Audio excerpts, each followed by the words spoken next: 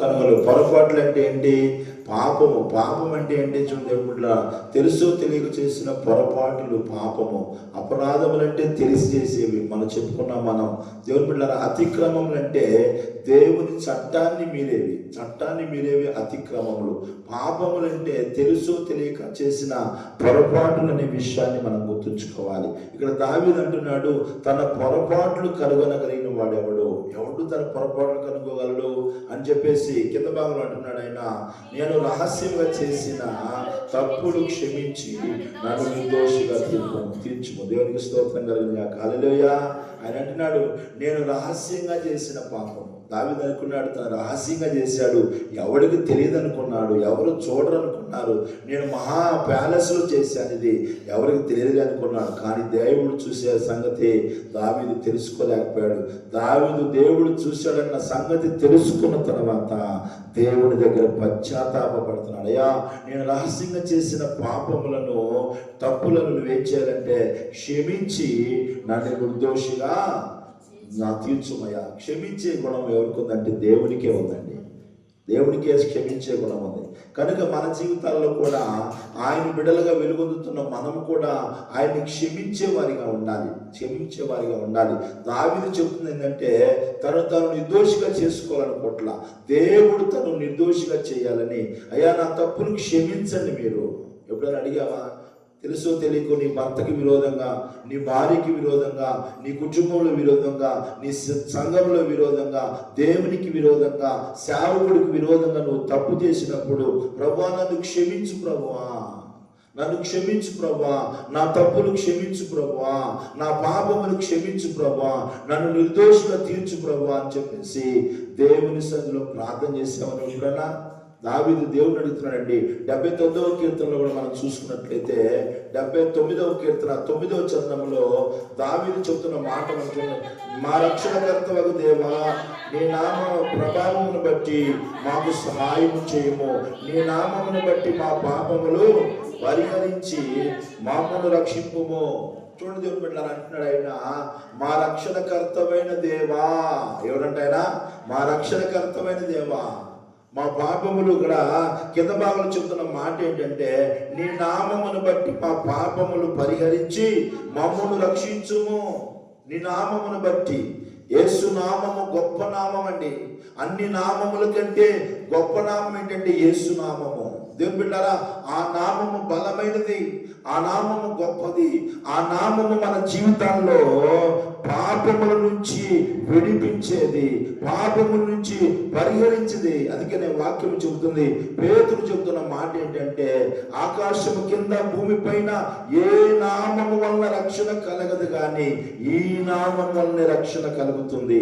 ఏ నామం వల్ల రక్షణ కలుగుతుందంట? రక్షణ ఏ నామం వల్ల? రక్షకుడైన యేసు నామం వల్లనే రక్షణ కలుగుతుంది. ఆయన రక్షకుడుగా ఈ లోకానికి వచ్చాడు, సమస్త మానవుని పాపములు పరిహరించడం కొరకై. పాపము నుంచి వారిని విడిపించి, వారి దోషము నుంచి, అక్రమం నుంచి విడిపించి వారిని పరిశుద్ధపరచుటకై యేసు ఈ లోకానికి వచ్చాడు. అమూల్యమైన తన రక్తాన్ని చిందించాడు. ఈ లోకంలో ఎన్నో నామాలు ఉన్నాయి, ఎన్నో నామాలు పెట్టుకున్నారు, ఎన్నో పేర్లు పెట్టుకున్నారు.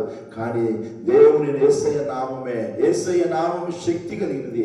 యేసయ్య నామము మరి ఏ నామం వల్ల రక్షణ కలగదు కానీ యేసు నామం వల్లనే. యోహాను మరి అపోస్తల కార్యములు 4వ అధ్యాయంలో పేతురు అక్కడ చెబుతున్న మాటను మనం గమనించినట్లయితే, ఏ నామము వలన రక్షణ కలగదు కానీ యేసు. 12-13 చదువున్న మాట, అక్కడ రాయబడిన మాట గమనించినట్లయితే, ఏ నామమున రక్షణ కలగదు, ఈ నామమునే రక్షణ పొందవలనని కానీ ఆకాశము కింద మనుషులు ఇవ్వబడిన ఏ నామం వలన రక్షణ పొందలేమో. దేవునికి స్తోత్రం. హల్లెలూయా. ఈ నామం వల్లనే, ఆయన యేసయ్య నామం వల్లనే రక్షణ అనేది యేసు నామం వల్లనే కలుగుతుంది. నా ప్రియమైన దేవుని బిడ్డలారా, గమనించగలుగుతున్నావా ఈ ఉదయకాల సమయంలో? అందుకే మా రక్షణకర్తమైన దేవా, నీ నామమును బట్టి మమ్మను, మా యొక్క తప్పులను పరిహరించి, మా తప్పులను క్షమించి మమ్మలను నిర్దోషులుగా మార్చు ప్రభు అంటున్నాడు. మా పాపములు ప్రాయశ్చిత్తం చేయి ప్రభు అంటున్నాడు. నా ప్రియమైన దేవుని బిడ్డలారా, కొన్ని దినాలు రాబోతున్న కాలంలో ప్రపంచమంతా లోకమంతా సెలబ్రేట్ చేసుకోబోతుంది. ఏంటి తెలుసా? ఏదో తెలుసా? లోక రక్షకుడు మీ కొరకు, నేడు దావీదు పట్టణమందు రక్షకుడు మీ కొరకు పుట్టి ఉన్నాడు. రక్షకుడండి, విడిపించేవాడు, విమోచించేవాడు, పాపము నుంచి, అపవిత్రత నుంచి, దోషము నుంచి దేవుడు మనల్ని విడిపించేవాడు, అక్రమము నుంచి విడిపించేవాడు, రహస్యంగా చేసిన ప్రతి పాపమును క్షమించగలిగిన శక్తి ఉన్నవాడు ఆయన మాత్రమే రక్షించే దేవుడు. అందుకనే మా రక్షణకర్తమైన దేవా మమ్మల్ని రక్షించయ్యా, మమ్మల్ని రక్షించు ప్రభు అని చెప్పేసి కీర్తనకారుడైన దావీదు తెలియజేస్తున్నట్లు మనం చూస్తా ఉన్నాం. కనుక దేవుని బిడ్డలారా, మనం చేసిన రహస్యంగా చేసిన పాపములను, తెలుసో తెలియక చేసి పొరపాటు చేసిన పాపములను మనము కడుక్కోవాలండి, పరిశుద్ధపరచుకోవాలి. అందుకనే ఆయన మనం పాపం చేసినప్పుడు మన హృదయం ఏ విధంగా మరి అపవిత్రమైపోతుందో దావీదు అంటున్నాడు, నా యందు శుద్ధ హృదయము కలుగు చేయి ప్రభువా.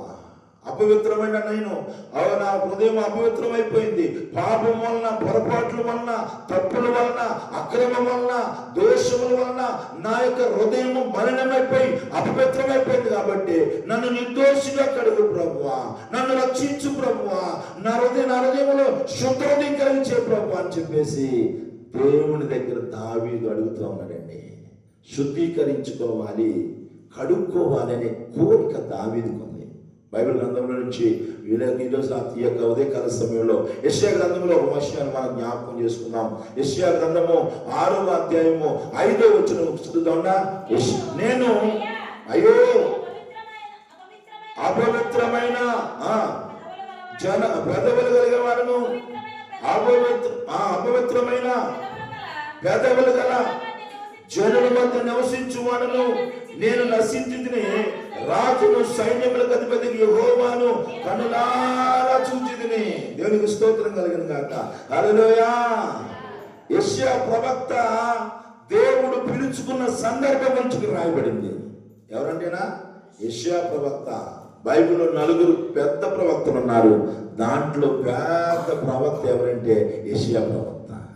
యెషయా ప్రవక్త యేసు ప్రభు ఇంకా 700 సంవత్సరాలకి పుడతాడని ఆయన పుడతాడని తెలియపరిచిన వాడు. యేసు పుట్టక ముందే 700 సంవత్సరాల తర్వాత రేపేం జరిగిందో మనకు తెలియదు. అవునా? రేపేం జరిగిందో మనకు తెలియదు. కానీ 700 సంవత్సరాల తర్వాత ఏం జరగబోతుందో దేవుని ఆత్మతో నింపబడి ప్రకటించిన వాడు, ప్రవచించిన వాడు యెషయా ప్రవక్త అండి. యెషయా ప్రవక్త పిలుపు గురించి ఇక్కడ రాయబడింది. యెషయా ప్రవక్త ఎప్పుడు పిలువబడ్డాడు తెలుసా అండి? ఉజ్జియాని రాజు మృతి పొందిన సంవత్సరంలో యెషయా దర్శనాన్ని చూస్తా ఉన్నాడు. ఆ సంవత్సరంలో మరణించిన ఆ సంవత్సరంలో దేవుని దర్శనాన్ని చూస్తా ఉన్నాడు. మనం అనుకుంటాం మరణం కీడు అనుకుంటాం కదా. మనం మరణం అనుకుంటాం, ఒక వ్యక్తి మరణించాడంటే కీడు జరిగింది, అయ్యో ఆ ఇంట్లో ఎంత కీడు జరిగింది, ఎంత భయంకరమైన దుర్మార్గం జరిగింది, చనిపోయిందంటే మనం ఎంతో కీడు అనుకుంటాం. నా ప్రియమైన దేవుని బిడ్డలారా, బైబిల్ చెబుతుంది ఒకని జన్మదినము కంటే మరణదినమే మేలు. ఎందుకంటే యెహోవా భక్తుల మరణము ఆయన దృష్టికి విలువైనది. దేవుని స్తోత్రం. హల్లెలూయా. కనుక భక్తులందరూ, దేవుల్లో ఎదిగిన భక్తులందరూ అక్కడికి వెళ్ళడానికి ఎప్పుడు భయపడలా, ఏడవలా, దుఃఖపడిన వాళ్ళు. ఇదిగో పౌలు అంటున్నాడు, నేను వెడలిపోయే కాలం వచ్చుచున్నది అన్నాడు. పేతురు అంటున్నాడు, నా గుడారం లేపాల్సిన సమయం వచ్చిందయ్యా, నా గుడారాన్ని విడిచిపెట్టాల్సిన సమయం వచ్చింది. వాళ్ళు ఏమంటారా, వారు ఈ లోకాన్ని విడిచిపెట్టడానికి వాళ్ళు ఎప్పుడు కూడా భయపడలేదండి, మరణానికి భయపడలా. నిజ క్రైస్తవుడు మరణానికి భయపడడం. మరణం అంటే కీడు కాదు, మరణం మేలేనండి. ఒకని జన్మదినము కంటే మరణదినము మేలు. చూడండి, మనం అనుకుంటాం, ఏమంటాం, జన్మించిన ఎంత మేలు జరిగింది ఈ కుటుంబంలో, పిల్లగాడు పిల్ల పుట్టింది అనుకుంటారు. 4 పిల్లలు పుట్టిందంటే అయిపోయింది, ఏందో ఇది అనుకుంటాం. అదే దేవుని పిల్లల పిల్లగాడు 4 పుడితే అంటవా, 4 పుట్టినా ఎంతమంది పుట్టినా అనమండి. 4 కానీ 2 కానీ ఆడపిల్లలు పుడితే, మొన్న ఒక ఇంటికి పోతే ఒక అక్క అంటుంది, అబ్బాయి కావాలని ప్రార్థన చేయగారు అంటుంది. ఆల్రెడీ అమ్మాయి ఉంది, ఆ అబ్బాయి కావాలని ప్రార్థన చేయి. నేను చేసే ప్రార్థన చేసే అబ్బాయిని చేయాల ప్రభా, ఈ కుటుంబంలో స్వాస్థ్యం ఇవ్వు ప్రభు అని ప్రార్థన చేయాలి. ఏంది అబ్బాయి కోసం ప్రార్థన చేయాలా అన్నది. స్వాస్థ్యం అంటే పిల్లగాడేలేమ్మా అన్న. అవునా అంటుంది. దేవుని స్తోత్రం. హల్లెలూయా. స్వాస్థ్యం అంటే ఏంటి? కుమారులు యెహోవా అనుగ్రహించు స్వాస్థ్యము, గర్భఫలము ఆయనిచ్చు బహుమానం అండి. బహుమానం అని అడగలేదమ్మా నేను, ఈ ఇంటికి స్వాస్థ్యాన్ని ఇవ్వమని చెప్పాను. అవునా, నాకు తెలియలేదు అయ్యగారు. ఏం తెలిసింది మనకే? ఏ సీరియల్ దేంట్లో అవుతుందో తెలిసింది బాగా కదా, ఎవరిని ఎట్లా అనాలో తెలిసింది, అన్నీ తెలుస్తుంది. కానీ బైబిల్ వాక్యం మనకు అసలు ఏమీ తెలియదండి, ఏమీ తెలియదు.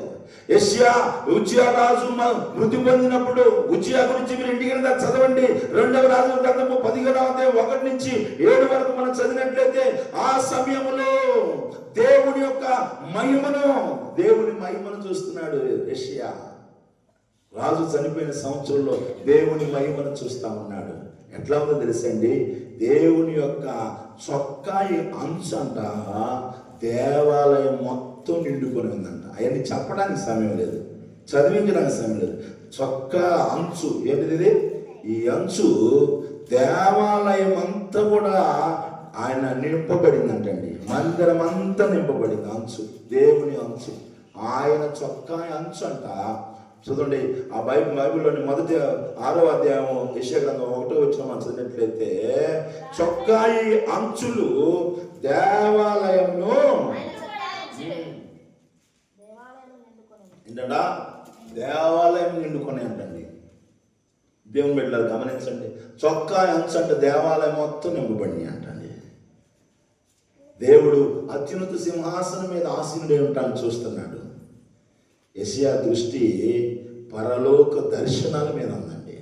మన దృష్టి ఎక్కడ ఉంది? లేచిన కానించి ఈ లోకం మీదే మన దృష్టి. ఏం తిన్నామా, ఏం వండుకున్నామా, ఏమి కట్టుకున్నామా, ఏం పోగు చేసుకున్నామా, ఎక్కడికి వెళ్దామా, ఏ పని చేద్దామా, నేడైనను రేపైనను ఒకనొక పట్టణంకి వెళ్ళి లాభం సంపాదించాలనే ఆశ, లాభం సంపాదించాలని ఆశే. దేవుని బిడ్డలారా, దేవుడు నిన్ను ప్రేమించాడు, నీ కొరకు రక్తం చిందించాడు, నిన్ను రక్షించుకున్నాడు, ఆయన బిడ్డగా నిన్ను మార్చుకున్నాడు. ఆయన రక్తంలో కడగబడిన నీవు, వాక్యం చెబుతుంది కొలస్సీయులకు రాసిన పత్రిక 3వ అధ్యాయం 1 నుంచి చదివినట్లయితే మీరు క్రీస్తుతో కూడా లేపబడిన వారైతే పైనున్న వాటినే వెతుకుడి. దేవుని స్తోత్రం. హల్లెలూయా. యెషయా కన్నులు ఎటున్నాయండి? ఇప్పుడు ఎటున్నాయంటే కన్నులు పై వాటి మీద పరలోక దర్శనాలు చూస్తా ఉన్నాడండి. తన దృష్టి భూ సంబంధమైంది కాదు, పరలోక దర్శనాలు చూస్తా ఉన్నాడు యెషయా. పరలోకంలో ప్రభు మహిమను చూస్తా ఉన్నాడు. ప్రభు యొక్క అత్యున్నత సింహాసనం మీద కూర్చొని ఉన్న ఆ యొక్క పరిస్థితులను యెషయా చూస్తా ఉన్నాడు. నేను చూచి తిని అంటున్నాడు. ఎవరు చూసిండ? ప్రభు అత్యున్నత సింహాసనాసీనుడై ఉండటాన్ని, ఆయన చొక్కా అంచులు ఆ దేవాలయం మొత్తం నిండుకోవటానికి నేను చూచి తిని అంటున్నాడండి. ఏం చూస్తున్నావు నువ్వు లేచిన వెంటనే? ఎవరు చూస్తున్నావు లేచిన వెంటనే? ఎవరిని చూడాలనుకుంటున్నావు లేచిన వెంటనే? నా ప్రియమైన దేవుని పెట్టాలి. కొంతమంది లేచిన వెంటనే భర్త మొఖం చూడాలనుకుంటారు, కొంతమంది లేచిన వెంటనే అమ్మ మొఖం చూడాలనుకుంటారు, కొంతమంది లేచిన వెంటనే వాళ్ళు ఇంట్లో ఎవరు బాగా ప్రేమ ఉండదో వాళ్ళ మొఖాలు చూడాలనుకుంటారు. ఎవరి ముఖం చూడాలనుకున్నారు? కొంతమంది లేచిన వెంటనే ప్రేమించే వాళ్ళు ఎక్కడున్నారు ఎత్తుకొని చూస్తూ ఉంటారు. నిలబడికి వచ్చినప్పుడు కొంతమంది అట్లాగే చూస్తారు కదా, నిలబడికి వచ్చిన చూస్తారు. రే ఇట్లా అంటారు, కళ్ళు మూసుకుని రా అంట. ఎవరిలా వచ్చింది? నువ్వు చిన్నవాడా పెద్దనా? చిన్న నువ్వు పెద్దోడు రమ్మను. నీ మొహం చూస్తే అంతా మనుషుల మొహం చూస్తే అంత దరిద్రతే, కానీ దేవుని మొహం చూస్తే ఎప్పుడు నువ్వు ఆశీర్వదించబడతావు. హల్లెలూయా. హల్లెలూయా. ఎవరి ముఖం చూడాలనుకుంటున్నావు? ఎవరి వైపు నీ దృష్టి పెడుతున్నావు? ఎవరి మీద నీ దృష్టి పెడుతున్నావు? ఈ ఉదయకాల సమయంలో వాక్యం వింటున్న ప్రియమైన దేవుని బిడ్డలారా, దేవుని వైపు చూడాలి, పరలోకం వైపు చూడాలి, పరలోక దర్శనం వైపు చూడాలి. ఆ పరలోకం వైపు చూసినప్పుడు ప్రభు అత్యున్నత సింహాసనాసీనుడై ఉండడాన్ని, ఆయన పైన శారాపులు ఉండి, ఆ శారాపులకి అంటే దూతలు దేవుని బిడ్డలారా, గాబ్రియేలు అనే దూత, శారాపులు అనే దూత, మికాయేలు అనే దూతలు చాలా ఉన్నాయి. అవకాశం ఉంటే దూతల గురించి వచ్చినప్పుడు దూతల గురించి ధ్యానం చేద్దామండి. శారాపులు అనే దూతలో వాటికి 6 రెక్కలు ఉన్నాయంట. ఎన్ని రెక్కలు? 6 రెక్కలు ఉన్నాయంటండి. 2 రెక్కలతో ముఖాన్ని కప్పుకున్నాయి, 2 రెక్కలతో కాళ్ళు కప్పుకున్నాయి, 2 రెక్కలతో ఎగురుతా ఉన్నాయండి. ముఖాన్ని కప్పుకున్నాయి, కాళ్ళు కప్పేసుకున్నాయి. దేవుని దగ్గర పైన ఉన్న అవి వాటిని చూపించుకోవట్లా, తమ సౌందర్యాన్ని చూపించుకోవట్లా, తమ అందాన్ని చూపించుకోవట్లా, తమ గొప్పతనాన్ని చూపించుకోవట్లా. ముఖాలు మూసుకున్నాయంటండి. ముఖాలు ఏం చేసినాయి? మూసుకున్నాయి. కొంతమంది అక్కలు వస్తారు చర్చికి వచ్చి కనీసం నెత్తి మీద సింగు కూడా వేసుకోరు. ఏం చేయాలంటే బైబిల్ ఏం చెబుతుంది? ఏం చెబుతుందండి? ఏం చెబుతుంది బైబిల్? ఏ స్త్రీ అయితే మందిరంలో దేవుని సన్నిధిలో ముసుగు వేసుకోకుండా ఉంటుందో ఆ స్త్రీ యొక్క తల ఏం చేయాలంట? బోడుగుండు చేయాలంట. మందిరంలో అది జరిగితే మాత్రం అందరు గుండ్లు అవుతాయి. నాకు తెలిసి అందరూ గుండ్లు అవుతాయి. కనుక దేవుని బిడ్డలారా, కొనుక్కోండి, ఒక స్కార్ఫ్ కొనుక్కోండి, పెట్టుకోండి. వచ్చినప్పుడు మందిరంలో వచ్చినప్పుడు నీ ముఖము ఎలా ఉండాలంట? దోతల ముఖం అంటే మూసుకుని అంట. చదవండి, ఇంటికి వెళ్ళినంత ఈ 6వ అధ్యాయం చదవండి. ఈ శారాపుల దూతలు దేవునికి పైగా ఉండి 2 రెక్కలతో ముఖాలు మూసుకున్నాయి, 2 రెక్కలతో తమ కాళ్ళని కప్పుకున్నాయి. అంటే ఏంటి? మేము కనబడకూడదు, దేవుడు అక్కడే కనబడాలి. ఆమె హల్లెలూయా. దేవుణ్ణే మనం చూపించాం, మనగా చూపించుకోవాల్సింది. నా చీర బాగుందా, నా బట్టలు బాగున్నాయి, నా డ్రెస్ బాగుందా, పండగలకు వచ్చి ఇవే అనుకుంటుంటాం మనం. దేవుని వైపు ఉండదు మన దృష్టి. దేవుణ్ణి గొప్ప చేయాలి, దేవుని బిడ్డలారా. దేవుణ్ణి మహిమపరచాలి, మనం దేవుణ్ణి కనపరచాలి. ఈ దూతలు ఏం చేస్తుంది తెలుసా?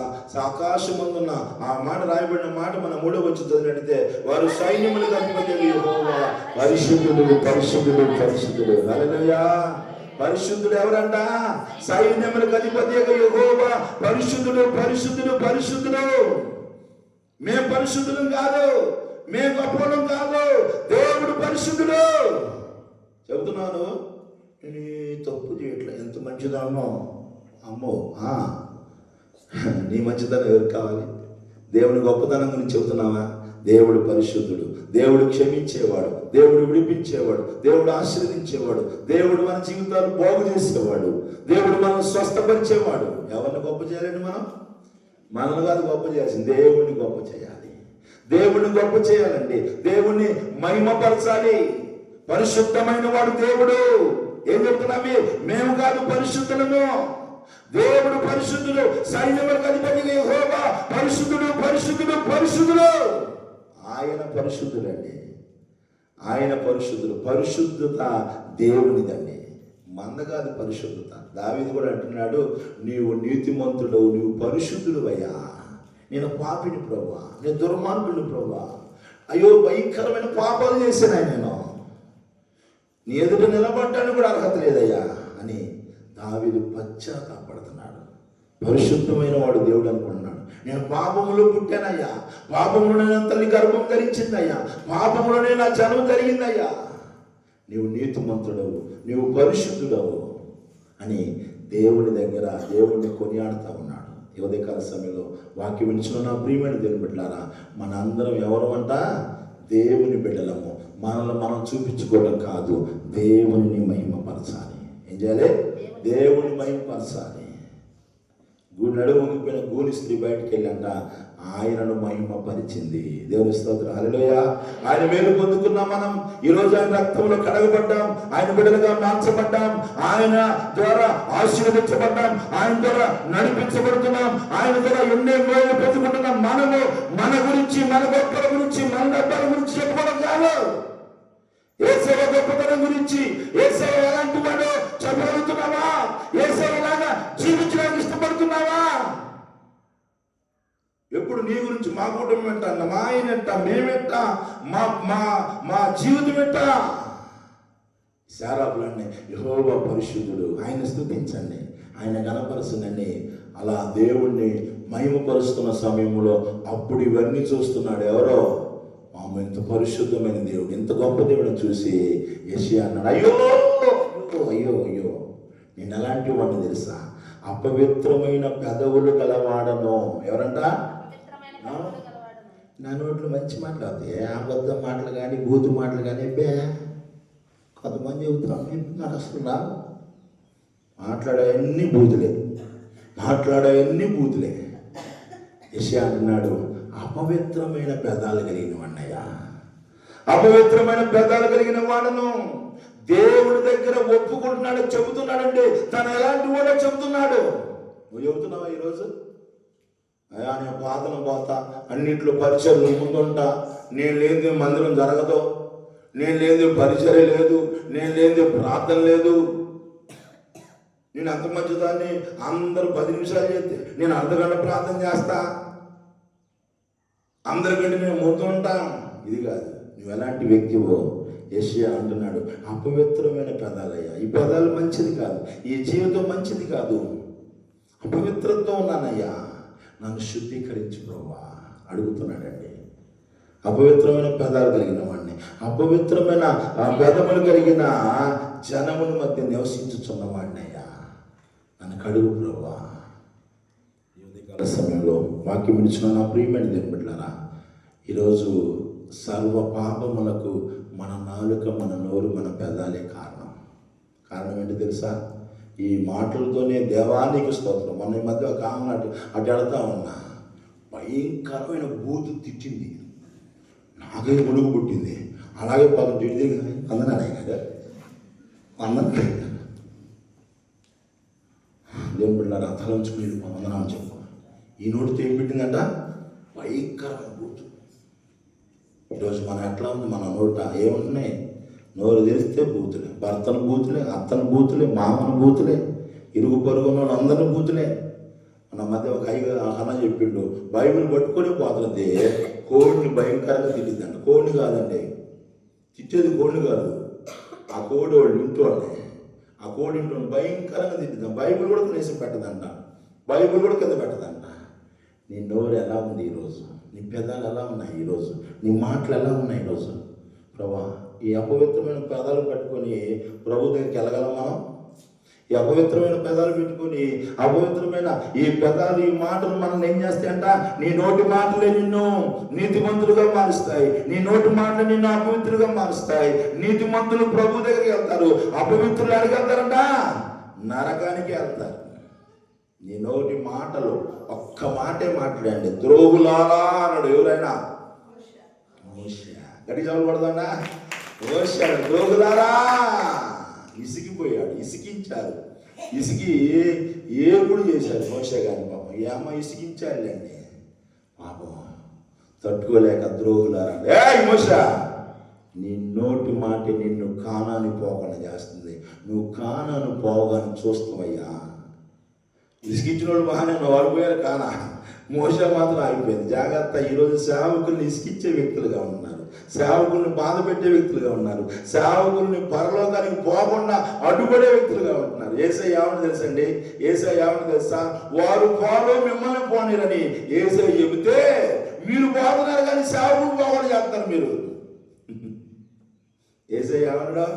వారు పరలోకానికి పోరో పోయే వాళ్ళ పోనీరు గురించి, పరిచయాల గురించి, శాస్త్రం గురించి దేవుడు చెబితే ఇప్పుడు మీరేం చేస్తున్నారు తెలుసా? మీరు పోతున్నారు, సేవకులు పోకుండా చేస్తున్నారు. వాళ్ళందరూ పోయారు కానీ దేవుడు రోషంగా తన బిడ్డల విషయంలో చాలా రోషంగా ఉంటాడండి. ఒక మాట, ద్రోహులారా. మోషే మాటకి మన మాటలు ఒకసారి పరిశీలన చేసుకోండి, కంపేర్ చేసుకొని చూడండి. ఒక మాట అన్న మోషే పరలోకానికి పడదే. నోరు తెరిస్తే పొద్దున ఈ పొట్ట పొడిస్తే అంటాడు, ఒక మాట అంటాడు మా వాటి గారు, ఈ పొట్ట పొడిస్తే అక్షరం మొక్క ఉండదు కానీ పొట్ట నిండా బూతులే ఉంటాయి.